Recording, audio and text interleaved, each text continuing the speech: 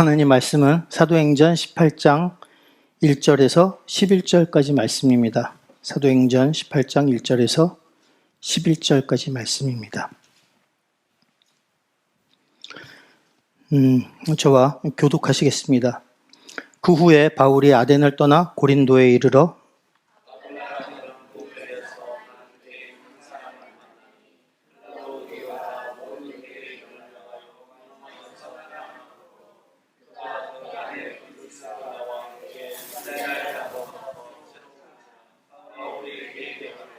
생업이 같음으로 함께 살며 일을 하니 그 생업은 천막을 만드는 것이더라.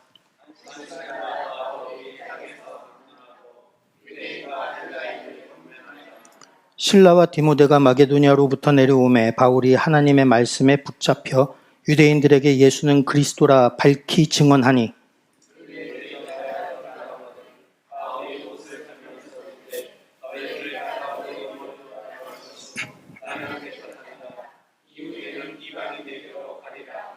거기서 옮겨 하나님을 경외하는 디도 유스도라 하는 사람의 집에 들어가니 그 집은 회당 옆이라.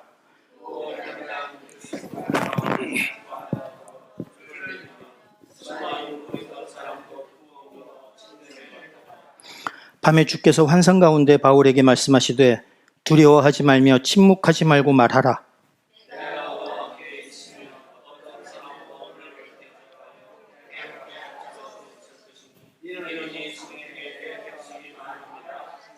함께 읽겠습니다. 1년 6개월을 머물며 그들 가운데서 하나님의 말씀을 가르치니라. 아멘. 오늘 읽은 본문 말씀은 바울이 제2차 전도 여행의 마지막 부분입니다. 고린도에서 약 1년 6개월을 머물면서 상당한 성과를 거둔 그런 전도 사역에 관한 기록이 시작되는 내용입니다. 보면 아덴을 떠나서 바울이 도착하니 고린도라는 도시는 아덴으로부터 약 서쪽으로 80km 정도 떨어지는 곳인데 당시 그리스도에서 가장 규모가 큰 도시였습니다. 당시 아덴에 살고 있던 사람이 약 1만여 명 정도라고 하는데요. 바울 당시 주후 한 50년 경우에 로마인들이 고린도를 아가야 지방의 수도로 지정을 했습니다. 그러니까 오늘날 그리스도의 수도와 아마 비슷할 겁니다.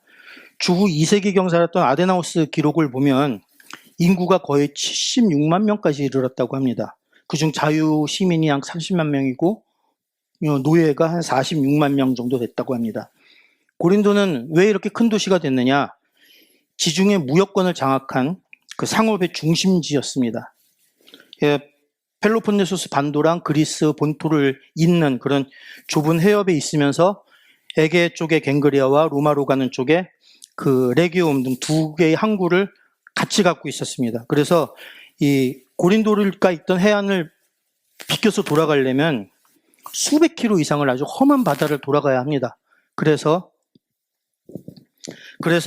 이 배가 오면은 항구에 배를 댄 다음에 짧은 간선도를 건너서 옆 항구에 가서 다시 배를 실어서 이 물자를 날랐다고 합니다. 이러다 보니 두 군데 항구가 이 골고루 발달을 했고 그 가운데 있는 육로도 여행객들과 상인이 아주 바쁘게 왕래했던 그런 곳이었습니다.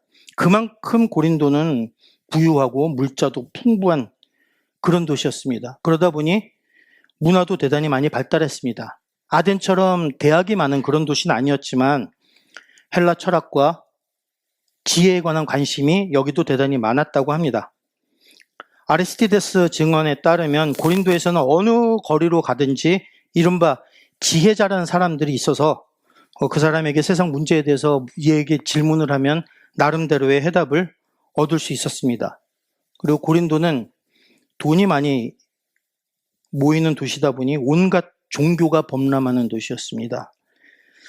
언덕이 해발 600m 정도 되는데요. 그 언덕 위에 신전이 적어도 12종류가 있었다고 합니다.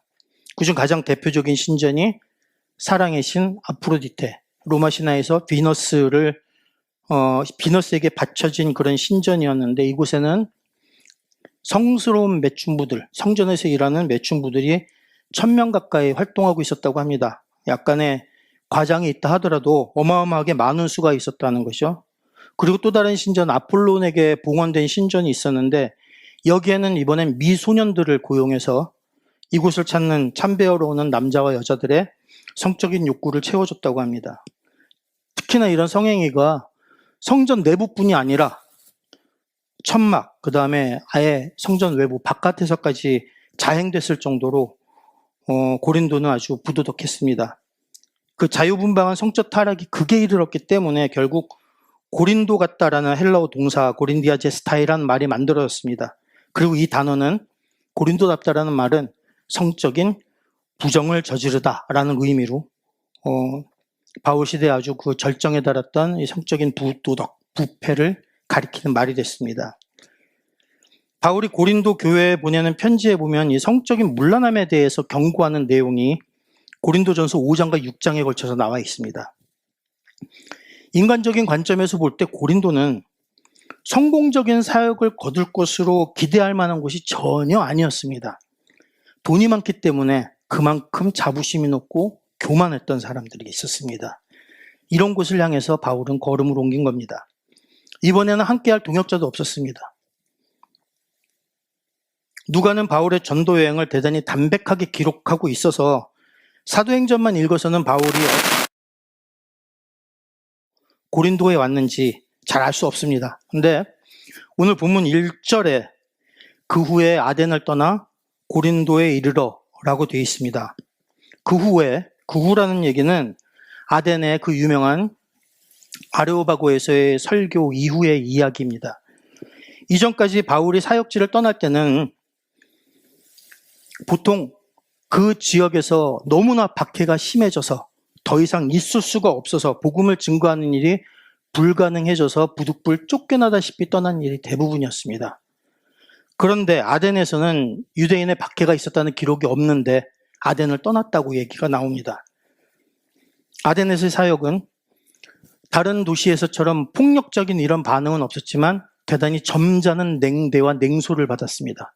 그래서 아덴에서의 사역은 실패했다고 봐도 그리 지나친 말이 아닐 정도였습니다. 바울은 고린도전서 2장 3절에서 약하고 두려워하며 심히 떠는 가운데 고린도에 왔다 이렇게 고백합니다. 이것은 그가 고린도에 오기 전에 몇몇 체류지에서 당했던 고통을 생각해 보면 충분히 이해가 가능한 얘기입니다. 분명히 마게도니아로 하나님이 부르셨습니다. 그 거룩한 부르심을 받고 출발했지만 그가 사역했던 마게도니아 세 도시 모두에서 쫓겨났습니다. 빌립보에서는 아주 심하게 매도맞았습니다. 건강도 많이 안 좋아졌을 것입니다. 더욱이 데살로니가전서 2장과 3장에 보면 데살로니가 교인들이 장차 박해를 받게 될 거라는 걸 뻔히 알면서도 그 사람을 그대로 놔두고 떠나올 수밖에 없었던, 그래서 그들에 대한 염려가 항상 바울의 가슴속에 가득히 차 있었습니다. 바울은 결코 다른 사람보다 더 뛰어난 그런 체력을 갖고 있었던 사람이 아닙니다. 건강이 너무 안 좋고, 그래서 성경에서는 그 몸의 가시를 제거해달라고 하나님께 몇 번씩이나 기도했다라는 말도 나옵니다. 바울이 남들보다 더 용기 있고 담이 컸다는 증거는 어디도 나와 있지 않습니다. 바울도 우리와 똑같이 연약한 점이 많은 그냥 한 사람의 인간이었습니다. 그럼에도 불구하고 바울은 아덴에서의 그 실패를 등에 업고 그 짐을 그대로 진 채 혼자 고린도에 들어오는 겁니다. 그 교만과 죄악으로 가득한 도시에. 그 곁에는 함께하던 실라와 디모데도 없었습니다. 저는 지난 수요일날 설교 때 만 29에 호주에 갔다고 말씀드렸습니다. 공부가 하고 싶어서, 영어를 더 배우고 싶어서 갔지만 그것뿐이 아니라 더 큰 세상에서 좀 더 많은 것을 보고 경험하고, 그래서 세상을 보는 좀 눈을 키우고 싶다라는 생각을 좀 많이 했습니다. 그래서 그때 저는 부모님께 일단 가기만 하면 내가 알아서 먹고 살고 공부할 테니까 보내만 달라고 사정을 했습니다. 그래서 6개월치 학비랑 한 달치 하숙비를 선불로 내고, 그리고 주머니에 약 40만 원 정도 해당하는 여행자 수표랑, 그리고 호주 달러 50달러짜리 2장, 100달러, 6만 5천 원 정도 될 겁니다. 그거를 들고 현금을 들고 시드니에 갔습니다. 그리고 거기서 4년을 살았습니다. 생활비 버는 거는 어떻게든 할 수 있었습니다. 근데 학비 버는 거는 결코 쉬운 일이 아니었습니다. 새벽 3시 20분 이때 일어나서 첫 차를 타고 나가는데 첫 차가 제 시간에 맞춰 오지 않습니다. 자기 마음대로 빨리 지나갈 때 있어요. 그 차를 놓치면 1시간을 기다려야 됩니다. 3시간 동안 새벽 청소를 해야 되는데 그중에 1시간이 날아가 버리는 거예요. 그렇게 일찍 나가서 첫 차를 놓치지 않고 타서 무사히 청소를 마치면 학교에 가서 공부하고 그리고 오후에 식당에 가서 설거지하고 주말에 신문 배달했습니다. 어느 것 하나 쉬운 일 없었습니다. 설거지 별거 아닌 것 같죠? 돌솥 비빔밥을 하루에 몇백 그릇씩 팔았어요. 고무장갑을 끼고 그 위에 목장갑을 끼고 닦습니다. 미끄러지지 말라고요. 딱 사흘 일했는데 엘보가 와서 잠이 안 오는 거예요. 진통제 먹어야 잤습니다. 생활비 아끼기 위해서 밖에서 밥 사 먹는 거는 꿈도 못 꾸고 도시락 항상 싸갖고 다녔습니다. 전기밥솥 살 돈이 아까워서 냄비밥을 해 먹었어요. 4년 동안. 저녁 때 도시락을 싸놓고 자는 거죠. 냄비밥 1인분씩은 안 되니까 좀 많이 해가지고 도시락을 싸고 잡니다. 도시락도 되게 간단해요. 김을 전지를 펼쳐놓고 그 위에 밥을 딱 얹습니다. 가운데 양념간장이나 볶은 고추장을 한 다음에 보자기로 싸듯이 덮어요. 그리고 랩으로 싸버립니다. 이만한 주먹밥이 되는 거죠. 그리고 들고 가서 학교에서 먹다 보면은 또 그것도 맛있다고 여러 사람들이 뺏어 먹습니다. 한 입만 달라고 그러고. 아는 사람 한 사람 없는 타지에서 혼자 산다는 거 결코 쉬운 일 아닙니다. 여러 가지 어려운 일들이 있고 궁금한 점이 있는데 그런 생활에 되게 필요한 정보들은 결국은 아는 사람을 통해서 얻게 됩니다. 그런 것을 얻을 수 없어서 알게 모르게 보는 손해들이 대단히 큽니다. 그 이후에 이제 신문사에 들어가게 돼서 신문사에서 기자로 일하면서 수입은 좀 늘었지만 대신에 근무 시간이 늘어나면서 공부를 못하게 됐어요. 어느 것 하나에 집중하다 보면 다른 거 하기가 그만큼 어려워집니다. 물론 생각지도 못했던 곳에서 이 도움의 손길이 꽤 있었습니다. 그조차 없었다면 저는 아마 4년 동안 거기 살지 못했을 겁니다. 반면에 제게 사기를 쳤던 한국 사람들도 있었고 또 일본 학생들 천지였던 클래스에서 도대체 무슨 이유에서인지 왕따를 당해서 아주 지옥 같은 서머스쿨 학기를 보냈던 적도 있었습니다. 혼자서 버텨내야 했습니다. 혼자 여행 다니는 것도 좋아했지만 그때는 진짜 힘들었습니다. 인종차별 등 각종 이유로 저를 힘들게 했던 사람들도 있었습니다. 그러다 IMF가 터지고 그래서 호주 교민경제가 완전히 무너져 버렸습니다. 저도 그때 일자리를 잃었습니다. 신문사에서 영어를 제대로 할 줄 아는 사람이 저밖에 없었어요. 다른 사람들은 신문사에서 초청해서 들어온 사람들입니다. 그 사람을 먼저 해고할 수가 없는 거예요. 넌 영어 할 줄 아니까 어디 가든 먹고 살 수는 있잖아. 제가 제일 먼저 나가는 거죠. 그런데 공교롭게 회사에서 잘리던 그날 방을 비워달라는 말을 들었습니다. 집주인이 바뀌는 바람에 저렴하게 살고 있던 집에서 나와야 됐습니다. 그래서 어쩔 수 없이 그리 친하지도 않았던 친구 집에 얹혀 살게 됐어요. 근데 얹혀 살게 된 친구 집이 바퀴벌레 소굴이었습니다.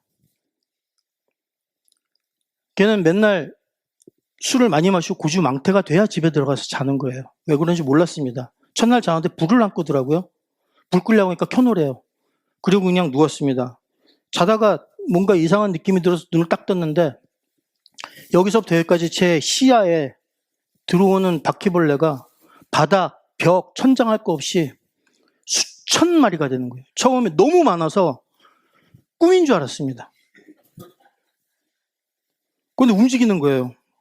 후다닥 소리가 나요. 바다닥 그 가는 소리가. 너무 놀라서 벌떡 일어나서 차마 뭘로 할 수는 없어서 두루마지 휴지 하나를 잡고 막 잡았습니다. 하나를 잡으니까 한 30마리 가까이 잡은 것 같아요. 그랬더니만 이제 그새 싹 사라집니다. 어디로 들어가는지 다 사라져서 하나도 안 보여요. 그리고 누웠습니다. 잠이 오겠습니까? 이따가 졸려서 깜빡 잠들었다 다시 눈 떴더니만 똑같은 상황이 또 벌어지고 있는 거예요. 데자뷰인가? 또 일어나서 또 잡았습니다. 이번에는 50까지 세다가 더 이상 못 셌습니다. 그 다음에는 어떤 생각이 들었냐면 자는데 귀로 들어오면 어떡하지? 내가 잘 때 입을 벌리고 자는데 입으로 기어 들어오면 어떡하지? 별 생각이 다 겁이 나는 겁니다. 그래서 여기는 들어오지 못하게 침낭으로 덮었어요. 그리고 팔은 내놓고 잤습니다. 유사시에 대비하기 위해서. 그리고 양쪽에 두루마리 휴지 하나씩을 들고 자는 거예요. 그러다가 눈 딱 뜨면 벌떡 일어나서 때려잡기 시작합니다. 4개월이 좀 넘는 기간 동안 매일 밤 매일 밤 평균 5번씩 일어나서 그렇게 때려잡는 겁니다. 바퀴벌레는 도망갈 때 시속 40km까지 낸대요. 그런데 그렇게 빨리 도망가는 바퀴벌레를 한 번 일어나서 때려잡을 때마다 50마리씩 때려잡았습니다. 얼마나 많이 잡았겠어요. 그 다음날 되면 또 그만큼 있는 거예요. 4개월이 지나도 그만큼이었습니다.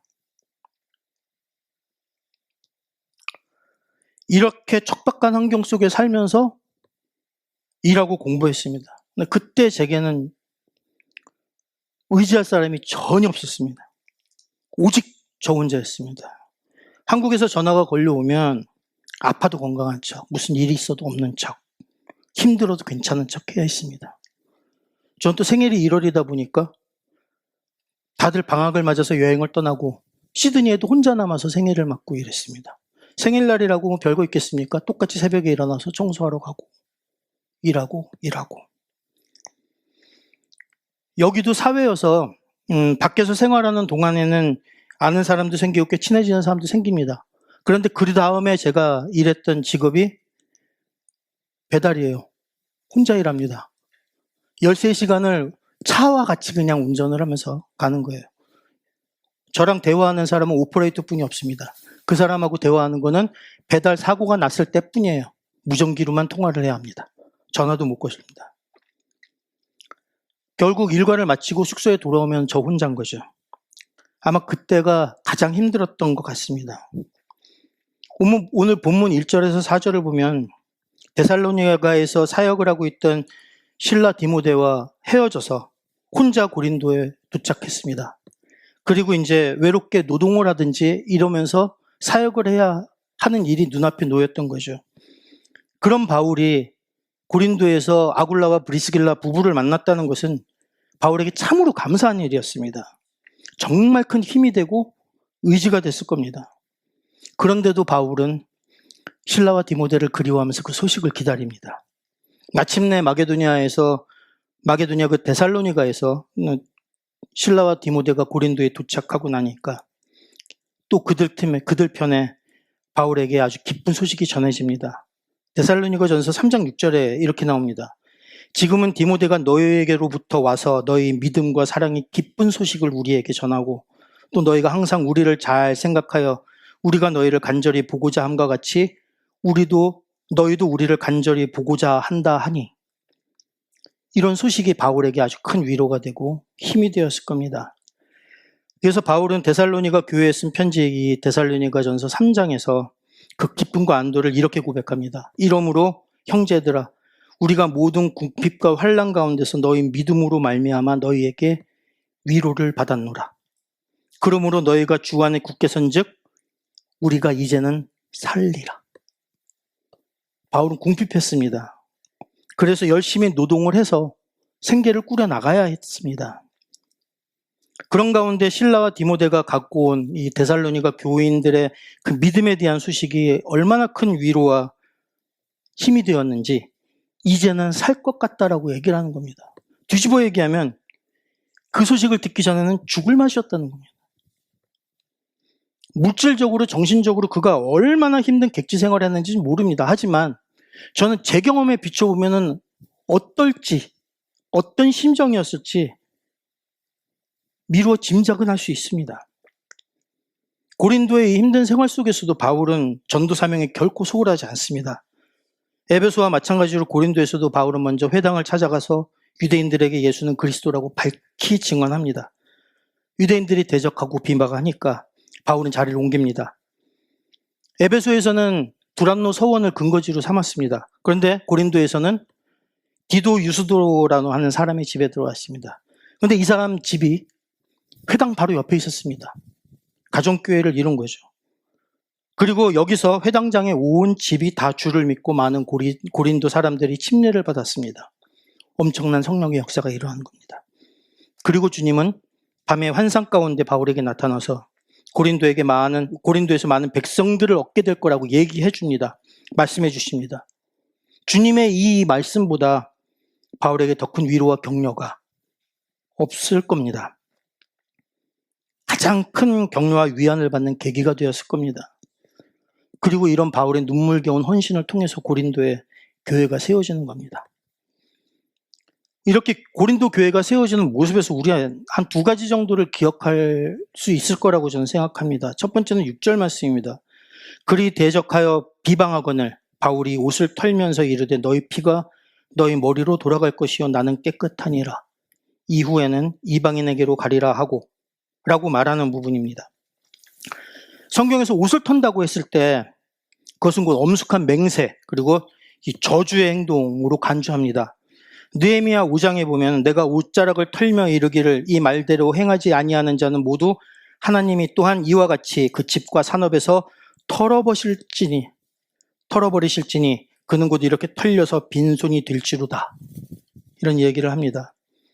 바울은 이미 비시디아 안디옥에서 발에서 먼지를 터는 모습도 한번 보여준 적이 있습니다. 사도행전 13장에 나옵니다. 예수께서 70인의 전도대 파송할 때 그들이 영접하지 않는 자들을 향해서 발에서 먼지를 떨어버리고 이렇게 명령하시는 장면이 누가복음 9장과 10장에 나옵니다. 유대인이 발에 먼지를 터는 것은 부정한 모든 것을 거룩한 곳인 자신의 땅에 묻히지 않겠다는 다짐이고 의지의 표현입니다. 그러니까 종교적으로 정죄받을 만한 이방인의 영향력을 내 몸에서 제거해버린다.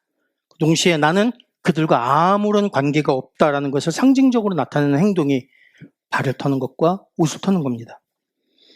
바울은 이를 이용해서 복음을 받아들이지 않는 자들은 구원의 복음과 무관하다는 사실을 그들의 방법대로 그대로 보여주는 겁니다. 그러면서 그는 너희 피가 너희 머리로 돌아갈 것이요 라고 선언합니다. 이 말은 마태복음 27장에서 유대인들이 예수를 십자가에 못 박을 때 예수의 피에 대한 책임을 지겠다고 다짐하는 장면에서 나오는 말입니다. 그리고 이 말은 제가 제일 무서워하는 에스겔서 3장 18절 19절에도 나옵니다.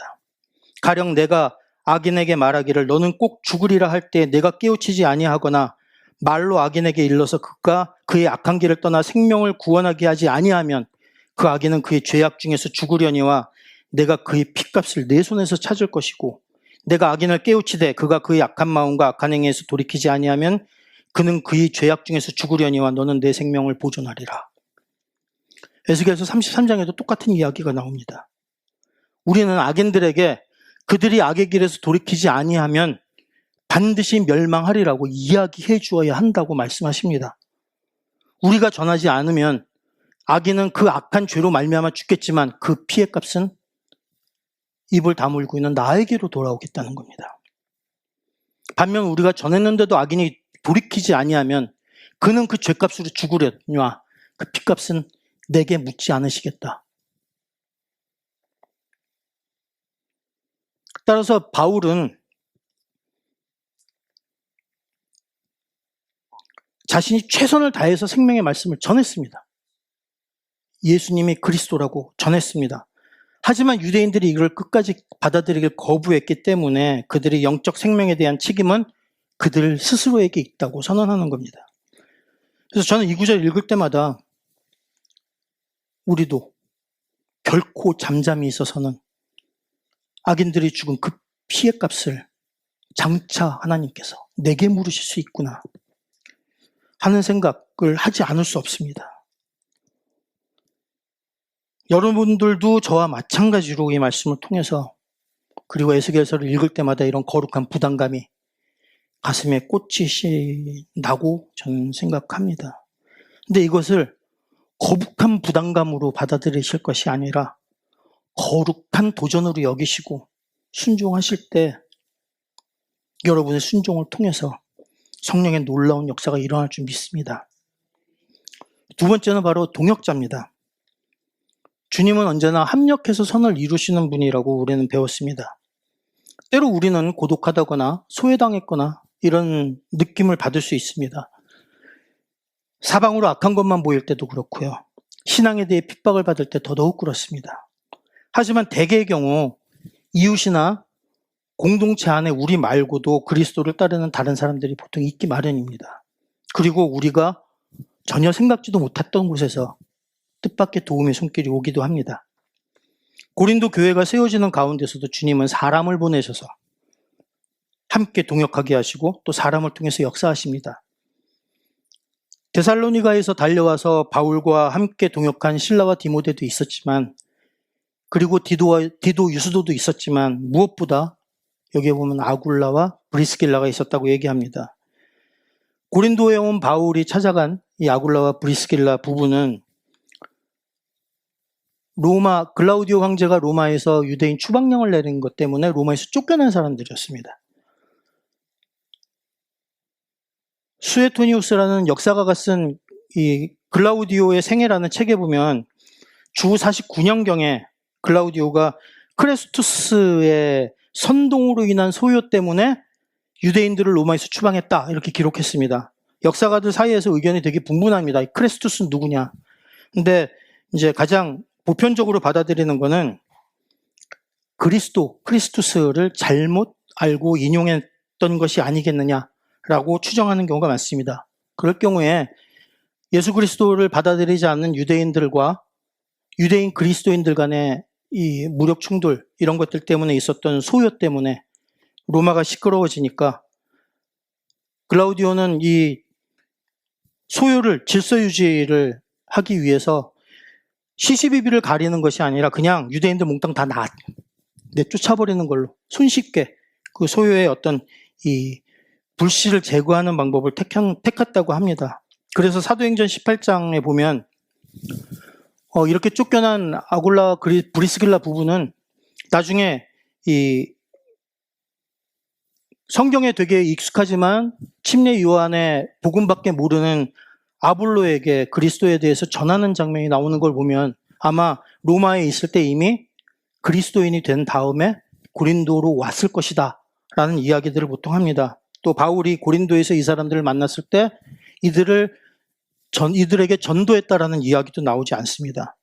그리고 그냥 같은 직업을 가지고 함께 일했다고만 기록되어 있는 걸 보면 이 사람들은 그리스도인이었을 가능성이 대단히 높습니다. 낯선 곳에 온 바울이 이런 사정으로 고린도까지 왔던 아굴라와 브리스길라에 들었을 때 얼마나 반가워했을지 모릅니다. 그래서 여기서는 우리가 읽은 말씀에서는 만나라고 되어 있는데 다른 성경에서는 바울이 이들을 찾아갔다라고 성경을 번역하고 있습니다. 3절에 생업이 같음으로 함께 일하며 함께 살며 일을 하니 그 생업은 천막을 만드는 것이더라 이렇게 얘기합니다. 바울의 고향이었던 그 소아시아 길리기아에서 이 천막 만드는 사업이 되게 유행했고 이런 배경들을 따져서 아마 이들이 했던 게 천막 만드는 일일 것이다. 아니다. 가죽을 다듬는 일이 있을 것이다. 여러 가지 얘기가 있지만 우리는 보통 바울이 했던 얘기를 텐트 메이킹이라고 얘기를 합니다. 텐트 메이킹이라는 말은 요즘 와서는 사역을 할 때 사역에 들어가는 모든 생계에 대한 비용을 스스로 일해서 그것을 감당하는 자비량 사역을 얘기할 때 텐트 메이킹이라는 표현을 합니다. 그 가장 기본 모델이 되는 게 또 바울인 것이죠. 이 당시에 이 사역을 할 때 보통 사역하는 사람들은 그들의 생계비를 지원받을 권리가 있다고 얘기를 합니다. 그런데 바울은 무슨 이야기를 하느냐? 자기는 부유하지 않고 이 가난한 환경 속에서 스스로 일을 하면서 이 사역을 해야 했지만 그 모든 것들이 교회에 있는 교인들한테 짐이 되지 않기 위해서 그 모본을 보여주기 위해서 나는 일을 했다라는 이야기를 몇 번에 걸쳐서 합니다. 물론 이 바울 역시 자발적으로 돈을 모아서 보낸 빌립보 교인들의 이 중보는 받아서 요긴하게 쓰는 장면도 나오긴 합니다. 그래서 사도행전 20장에서도 밀라도에서 에베소 교회 장로들을 모아놓고 이야기하는 고별 설교에서 바울이 이 손으로 나와 내 동행에 쓰는 것을 당하여 범사에 너희에게 모본을 보였다라는 이야기를 합니다. 어찌됐건 이 전문적인 기술을 사용해서 생계를 감당하면서 전도에 힘쓰는 사람들, 이 사람들을 텐트 메이커라고 얘기를 하는데 그렇다면 이 브리스길라와 아굴라 부부 역시 전문적인 기술을 가지고 일을 하면서 동역을 한 겁니다. 고린도에서는 바울과 함께 살면서 사업을 한 것처럼 나오지만 나중에 바울이 고린도에서 쫓겨나가지고 내려올 때 브리스길라 아굴라는 바울과 같이 나옵니다. 이 사람들은 아굴라는 지금 유대인이라고 이야기를 하지만 브리스길라는 유대인이라는 이야기가 없습니다. 출신 지역도 나오지 않습니다. 그걸로 봐서 보통 이 로마에 부유한 이 로마 시민이었을 것이다 라는 이야기들을 많이 합니다. 그래서 전문적인 기술을 갖고 있던 아굴라와 그리고 재력이 좀 있었던 브리스길라 부부가 그 재력을 합해서 이 텐트 메이킹 사업을 했지 않았겠느냐 이런 표현을 합니다. 이 사람들이 로마에서 쫓겨난 이유는 로마 시민권이 없었기 때문입니다. 하지만 이들이 생활의 근거지는 로마였어요. 그런데 로마에서의 유대인 추방령에 따라서 근거지를 완전히 잃어버리고 유민처럼 고린도까지 흘러들어온 겁니다. 인생의 어떤 한 번의 쓴 실패를 보고 왔습니다. 그렇게 고린도에 와서 아덴에서의 사역을 실패하고 두렵고 떨리는 마음으로 고린도에 도착한 바울과 만난 겁니다.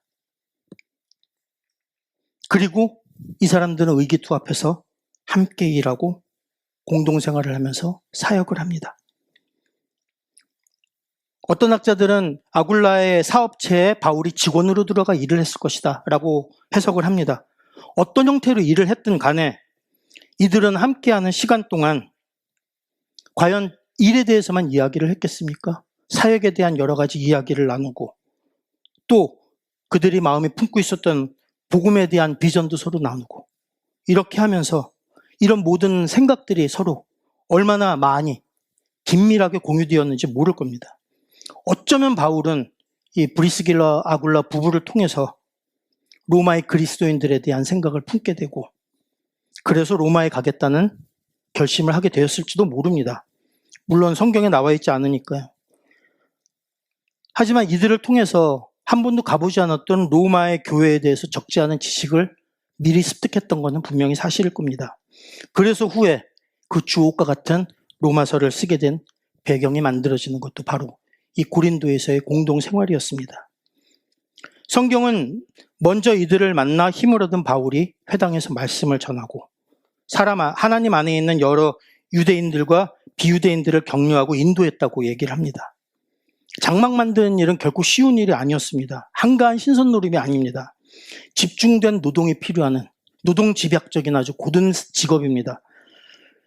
동역자가 된 이들은 함께 일을 하긴 했지만 일하는 상태에서는 힘겹게 노동하고 그 노동하는 와중에서 일하지 않는 안식일에 쉬지 않고 복음사역에 힘썼던 겁니다.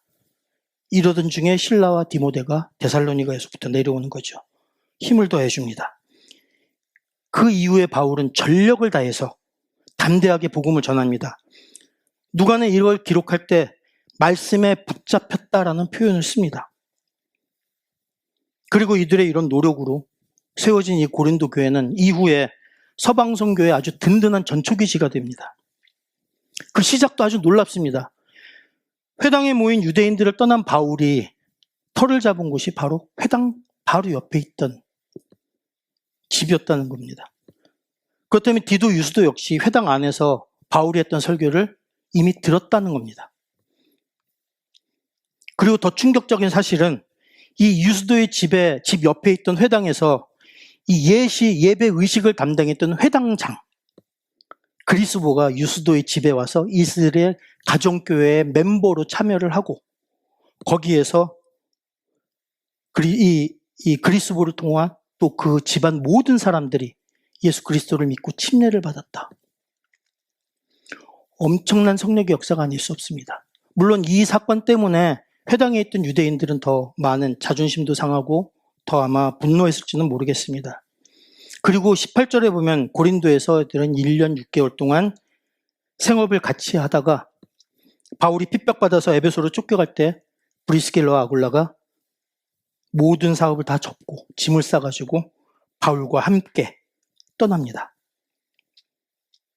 로마에서 추방당해서 하루아침에 근거지를 잃어버리고 어렵게 와서 터를 잡은 고린도였지만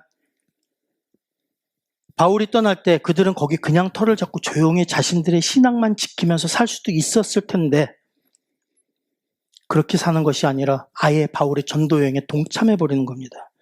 평신도라면 결코 쉽게 할 수 없는 헌신입니다. 바울이 로마서 쓸 때 이들은 제2의 고향이라고 할 수 있는 로마에 돌아가 있었습니다. 그래서 그저 동행하고 그저 미리 가서 바울의 전도 사역을 후원한 것이 아니라 고린도에서도 에베소에서도 그리고 로마에서도 이들은 자기 집을 열어서 교회로서의 역할까지 넉넉히 감당하는 겁니다. 이들이 바울과 어떻게 동행했는지는 로마서 16장에 잘 나와 있습니다. 너희는 그리스도 예수 안에서 나의 동역자들인 브리스가와 아굴라에게 문안하라. 그들은 내 목숨을 위하여 자기들의 목까지 내어놓았나니 나뿐만 아니라 이방인의 모든 교회도 그들에게 감사하느니라. 바울은 이들 부부를 동역자라고 부릅니다. 바울이 수도 없이 죽음의 위기를 겪으면서 사역했던 것처럼 이들의 동역 역시 목숨을 걸었던 동역이었습니다. 바울은 사도였습니다. 사도로 세움받은 사람입니다. 하나님으로부터 특별한 보내심을 받은 사람이었고 그렇게 존경받는 지도자였습니다. 사도는 보낸 지역에 대해서 영적인 책임감을 가지고 복음을 전하고 교회를 개척합니다. 하지만 브리스길라와 아굴라 부부는 평신도였습니다. 그런데도 이 부부는 사도 바울에게 얼마나 큰 힘이 되고 격려가 되었는지 모릅니다.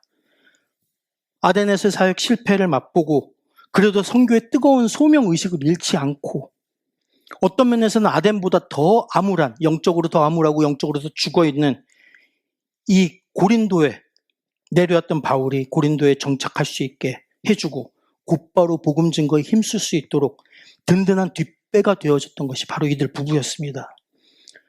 바울이 생애 마지막에 썼던 디모데 후서 4장 19절 보면 인생 마지막 막바지에 이르러 죽음을 앞둔 바울이 마지막 순간까지 기억하고 싶어했던 동역자들, 그들 중에 이들 부부가 있었습니다. 브리스가와 아굴라 및 오네시보로의 집에 문안하라 라고 당부합니다. 이것이 하나님이 원하시는, 하나님이 기뻐하시는 동역일 줄 믿습니다. 그리고 이것이 바로 오늘의 시대가 여전히 요구하는 텐트 메이커들의 동역의 모습이어야 한다고 저는 믿습니다. 지난주 수요일날 강 목사님이 새로운 사역을 시작해야 할 때, 임마누엘 교회는 이제 새로운 사역의 단계에 접어들어서 과감하게 첫 발을 내딛어야 할 때라고 아주 강력하게 역설하셨습니다. 그러면서 임마누엘 교회에서 시작하는 새로운 사역은 여기 3명의 목회자만 감당해내는 것이 아니라 모든 성도 여러분들이 한마음 한뜻으로 뭉쳐서 함께 기도하고 각자 받은 은사대로 섬기고 협력하는 가운데 진행되어야 할 일이라고 설교하셨습니다. 오늘 임마누엘 교회와 구돌교회 두 교회가 만나게 되면서 이 교회는 또 한 번의 아주 발전적인 변화가 있었습니다. 그리고 이를 통해 큰 도약을 꿈꾸고 우리가 머리를 맞대고 이제 앞날을 논의할 때가 된 겁니다. 그런데 이 모든 것이 그저 하늘에서 느닷없이 뚝 떨어진 것이 아니라 주님께서 필요한 시기에 준비된 사람을 보내셔서 우리 짧은 식견과 지식으로는 예상치 못한 그런 만남을 만들어 주시고 이를 통해서 이루어지기 시작하는 그런 놀라운 역사라고 저는 믿습니다. 또 앞으로의 사역 역시 모든 하나님의 자녀된 성도들이 협력을 통해서 이루어지고 모두의 순종과 헌신을 통해야만 제대로 된 좋은 열매가 맺게 될 줄 믿습니다. 그리고 그 역사는 바로 교회 성도 여러분들을 비롯한 많은 주의 자녀들의 순종과 헌신을 통해 이루어져 온 것이라고 저는 또 생각합니다. 그리고 여러분 한 사람 한 사람이 모두 주님의 아름다운 사역을 함께 짊어지고 나가는 동역자라는 그런 정체성을 가지고 헌신할 때 이 놀라운 역사는 앞으로도 계속 이어져 나갈 것이라고 믿어 의심치 않습니다. 오늘 이 시간 여러분들 모두 스스로를 하나님의 이 놀라운 동역의 장으로 인도해 달라고 주님께 간구하는 시간이 되기를 빕니다. 신앙의 위기에 처한 사람들을 만나게 해달라고 기도하십시오. 또 인생의 큰 어려움을 만났을 때 의지하고 누구를 바라봐야 할지 모르는 길을 잃은 사람들을 만나게 해달라고 기도하십시오.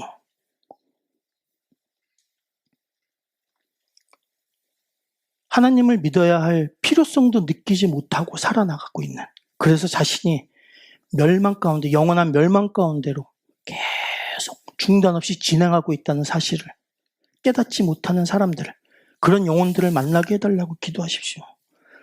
이렇게 인도되어지고 그렇게 만나지는 만남 가운데서 주님께 귀하게 쓰임받고 마지막 예정된 날 주님 앞에 섰을 때 칭찬받는 그런 주의 자녀가 되게 해달라고, 그런 주의 동역자가 되게 해달라고 이 시간 함께 기도하시기 바랍니다. 기도하시겠습니다.